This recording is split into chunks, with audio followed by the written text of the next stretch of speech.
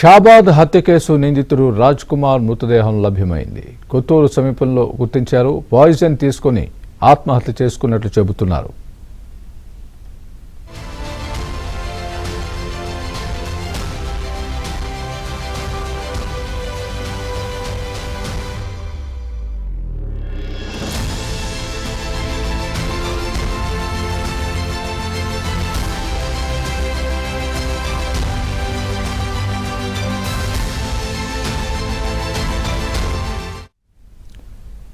షాబాద్ హత్య కేసు నిందితుడు రాజ్ కుమార్ మృతదేహం లభ్యమైంది. కొత్తూరు సమీపంలో ఆ మృతదేహాన్ని గుర్తించారు. పాయిజన్ తీసుకుని ఆత్మహత్య చేసుకున్నట్లు కూడా చెబుతున్నారు.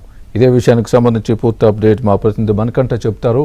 మణికంఠ, చెప్పండి, మీ దగ్గర ఉన్న పూర్తి అప్డేట్ ఏంటి?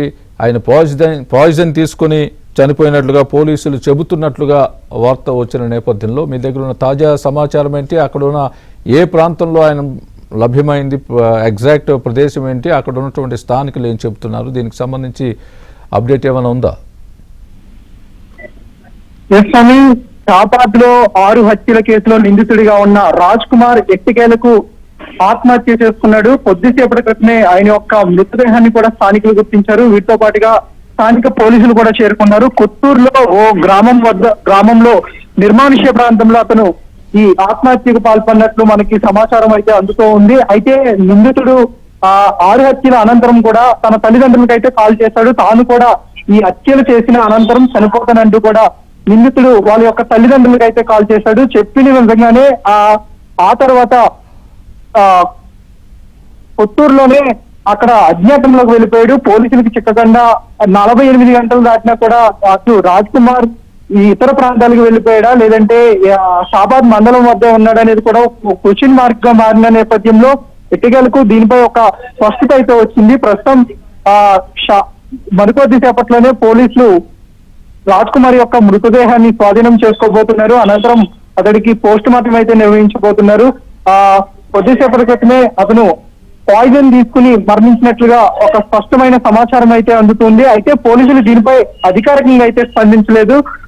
గతంలోనే షాబాద్ లో హత్యలు చేసిన అనంతరం కూడా ఒక మానసిక వేదనకు గురయ్యాడు. అలాగే తన తల్లిదండ్రులకు కూడా క్లారిటీ ఇచ్చాడు, తాను కూడా చనిపోతానని. అయితే పోలీసుల్ని మిస్గైడ్ చేయడానికి తాను చనిపోతున్నాను అని పోలీసులను కూడా తప్పుదోవ పట్టించే విధంగా చెప్పే ప్రయత్నం చేశాడనే అనుమానాలు కూడా కలిగాయి. అయితే అతను అజ్ఞాతంలోకి వెళ్ళిపోయాడు, శ్రీశైలం అడవుల్లోకి వెళ్ళిపోయాడు అని కూడా కొంత ఊహాగానాలు అయితే వినిపించాయి. కానీ ప్రత్యేకంగా షాబాద్ పోలీసులు కావచ్చు, అలాగే ఎస్ఓటీ పోలీసులు కావచ్చు, వీళ్ళంతా కూడా టీములుగా ఏర్పడి ఎప్పటికప్పుడు మానిటరింగ్ చేస్తూ వచ్చారు. అయితే ఒక రెంటెడ్ కార్ ను కూడా రాజ్ కుమార్ తీసుకున్నాడు. ఆ సమయంలోనే ఆ రెంటెడ్ కారు సుమారుగా కొత్తూరు సమీపంలోనే ఓ రైల్వే గేట్ వద్ద అయితే ఉంచేశాడు. అక్కడ కారుకి డీజిల్ అయిపోవడంతో అక్కడి నుంచి అతను అడవుల్లోకి అయితే వెళ్ళిపోయాడు. అయితే ఈ 2 రోజులు కూడా ఊహాగానాలు విపరీతంగా వచ్చాయి. ఎందుకంటే రాజ్ కుమార్ కి అడవుల్లో ఉండే అలవాటు ఉంది, అడవుల్లో తలదాచుకునే అవకాశం ఉండడంతో అటు శ్రీశైలం వెళ్ళిపోయాడు, అక్కడ అజ్ఞాతంలో అడవుల్లోకి వెళ్ళిపోయాడు.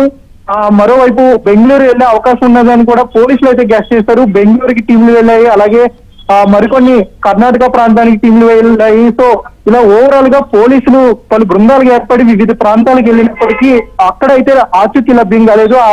వెళ్ళిన టీంలు కూడా తిరిగి వచ్చేసాయి. సో ఎట్టికేలకైతే ప్రస్తుతం రాజ్ కుమార్ ఆత్మహత్య చేసుకోవడం ప్రస్తుతం. మరోవైపు దైవాలగూడలో కూడా రాజ్ కుమార్ ఆత్మహత్యను వాళ్ళైతే స్వాగతిస్తూ ఉన్నారు. ఎందుకంటే నిందితుడు వస్తే మాత్రం ఖచ్చితంగా తమ చేతిలోనే హత్య చేస్తామంటూ కూడా దైవాలగూడలో ఉన్న గ్రామ ప్రజలంతా కూడా ఒక తీర్మానం కూడా చేసుకున్నారు. ఎందుకంటే అత్యంత కర్కశంగా అటు ప్రేమించి పెళ్లాడిన యువతిని సరితను అత్యంత దారుణంగా హత్య చేశాడు. అలాగే ఆమె యొక్క బిడ్డలిద్దరిని కూడా సొంత కొడుకులు అయినప్పటికీ కూడా వాళ్ళని కేవలం దైవక్షిత్తు 4 సంవత్సరాలు, పరీక్షిత్తు 2 సంవత్సరాలు. సో వీళ్ళు ఇద్దరు చిన్నపిల్లలు అయినప్పటికీ కూడా వాళ్ళని ఏమాత్రం వదలకుండా అత్యంత దారుణంగా కేవలం రాత్రి 11 గంటల సమయం నుంచి 1 గంట లోపు, అంటే కేవలం 2 గంటల వ్యవధిలోనే మొత్తం 6 హత్యలు చేసి అత్యంత దారుణంగా పాశవికంగా హత్య చేసి వెళ్ళిపోయాడు. అయితే ఆ హత్య చేసిన సమయంలో మైనర్ బాలికను హత్య చేసిన సమయంలో అక్కడ ఒక 7 రాళ్ళు అయితే పేర్చాడు. అసలు ఆ 7 రాళ్ళు కూడా ఎందుకు పేర్చాడనే దానిపై కూడా ప్రస్తుతం పోలీసులు అన్ని కోణాల్లోనూ దర్యాప్తు చేపట్టారు. సో అయితే 6 రాళ్ళు అయితే 6 మర్డర్లకి సూచనగా ఉన్నాయి. కానీ 7వ రాడు ఎందుకు పేర్చాడనేది, అంటే గతంలో ఆ మైనర్ బాలిక తండ్రిని కూడా హత్య చేశాడు అనే దానిపై కూడా పోలీసులు అటువైపుగా కూడా దృష్టి సారించారు. కానీ ఓవరాల్ గా పోలీసులు అయితే రాజ్ కుమార్ ను ప్రాణాలతోనే పట్టుకుందాం అనుకున్నారు. కానీ అతను అనంతరం అయితే ఈ హత్యలు చేసే ముందే తన తల్లిదండ్రులకు అంతా కూడా ఒక క్లారిటీగా ఉండడం, వారం రోజుల నుంచి ఏ విధంగా హత్యలు చేయాలి, ఆ తర్వాత ఎక్కడికి వెళ్ళాలనే దానిపై కూడా ఒక పక్కా స్కెచ్ అయితే వేస్తున్నారు. ప్రస్తుతం దైవాలో కూడా గ్రామ ప్రజలైతే సంతోషం వ్యక్తం చేస్తున్నారు. ఎందుకంటే అలాంటి వ్యక్తి తమ మధ్య ఉండకూడదంటూ కూడా గ్రామంలో ఇప్పటికే ఒక తీర్మానం చేస్తున్నారు. మరోవైపు సరిత తల్లిదండ్రులు కావచ్చు, లేదంటే సరిత యొక్క కుటుంబ సభ్యులు కావచ్చు, వాళ్ళు కూడా రాజ్ కుమార్ ని ఉరి తీయాలంటూ కూడా 2 రోజుల క్రితం డిమాండ్ చేశారు. అలాగే అతను తమ ఊరికి వచ్చినా, లేదంటే తమ కుటుంబం వద్దకు వచ్చినా కూడా అతని ప్రాణాలతో ఉంచమంటూ కూడా వాళ్ళు ఆగ్రహం వ్యక్తం చేశారు. ఎందుకంటే ప్రేమించి పెళ్లి చేసుకున్నాడు, సుమారుగా 2,50,00,000 రూపాయలు అప్పు చేశాడు. అయినప్పటికీ ఆ అప్పు తీర్చడానికి సుమారుగా 3 ఎకరాల పొలం అమ్మాల్సి వచ్చింది. అయినప్పటికీ కూడా ఇంత డిప్రెషన్ కి వెళ్లి అనేక సార్లు ఆత్మహత్యలకు పాల్పడే ప్రయత్నం చేశాడు. అయినప్పటికీ ఆ ఆస్తులన్నీ కూడా అమ్మి అప్పులన్నీ తీసాము, అయినప్పటికీ ఇంత దారుణానికి ఒడిగట్టాడు కాబట్టి అతన్ని క్షమించే పరిస్థితి లేదు. అలాగే అతడికి ఒకవేళ పోలీసులకి చిక్కినా కూడా అతనికి ఉరి శిక్ష వేయాల్సిందంటూ కూడా వాళ్ళు కూడా డిమాండ్ చేశారు. అయితే కొద్దిసేపటి క్రితమే ఈ రాజ్ కుమార్ సూసైడ్ చేసుకున్నట్లు ప్రస్తుతం దైవాలగూడ గ్రామ ప్రజలతో పాటు షాబాద్ గ్రామ ప్రజలకు తెలియడంతో ప్రస్తుతం రాజ్ కుమార్ సూసైడ్ అయితే ప్రస్తుతం వాళ్ళంతా కూడా స్వాగతిస్తున్నట్లుగా కూడా మనకి తెలుస్తుంది. మరోవైపు రాజ్ కుమార్ ఏ విధమైన పాయిజన్ తీసుకున్నాడు, ఎక్కడ కొనుగోలు చేశాడనే దానిపై కూడా పూర్తి స్థాయిలో పోలీసులు కూడా ఒక స్పష్టత తెచ్చే అవకాశం ఉన్నట్లుగా కూడా తెలుస్తుంది. మరికొద్ది సేపట్లోనే పోలీసులు అక్కడికి చేరుకోబోతున్నారు.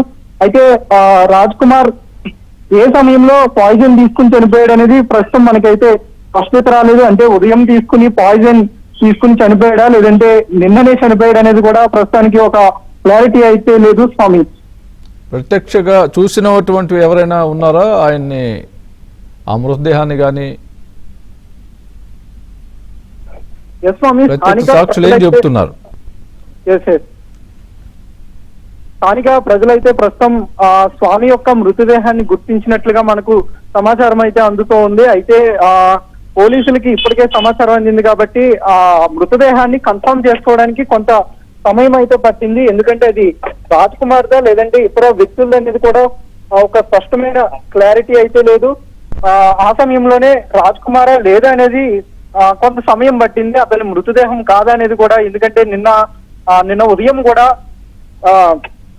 కొత్తూరు మండలంలోనే ఒక చోట రాజ్ కుమార్ ని పోలీసులు తీసుకువెళ్లారు. ఒక కానిస్టేబుల్ వెంబడించి అతన్ని మఫ్టీలో ఉన్న పోలీస్ కానిస్టేబుల్ తీసుకెళ్లాడని కూడా చెప్పారు. అయితే పోలీసులు దానిపై నిన్న స్పందించారు. అయితే ఆ వ్యక్తి రాజ్ కుమార్ కాదు, రాజ్ కుమార్ లాంటి వ్యక్తి అయి ఉండొచ్చు, అయితే మాకు ఇప్పటి వరకు కూడా రాజ్ కుమార్ చిక్కలేదంటూ కూడా నిన్న పోలీసులు అయితే చెప్పారు. ప్రస్తుతం స్థానిక ప్రజలే ఈ విషయాన్ని స్థానిక పోలీసులకు చెప్పినట్లుగా కూడా తెలుస్తుంది. ప్రస్తుతం డెడ్ బాడీ ఎక్కడ ఎగ్జాక్ట్ గా అనేది కూడా మనకి లొకేషన్ ఈ ప్రస్తుతానికి అయితే తెలియలేదు. కానీ రాజ్ కుమార్ ఆత్మహత్యకు పాల్పడ్డాడు, ఆ మృతదేహం కూడా రాజ్ కుమార్ అంటూ కూడా పోలీసులు అయితే ప్రస్తుతం నిర్ధారణకైతే వచ్చారు స్వామి.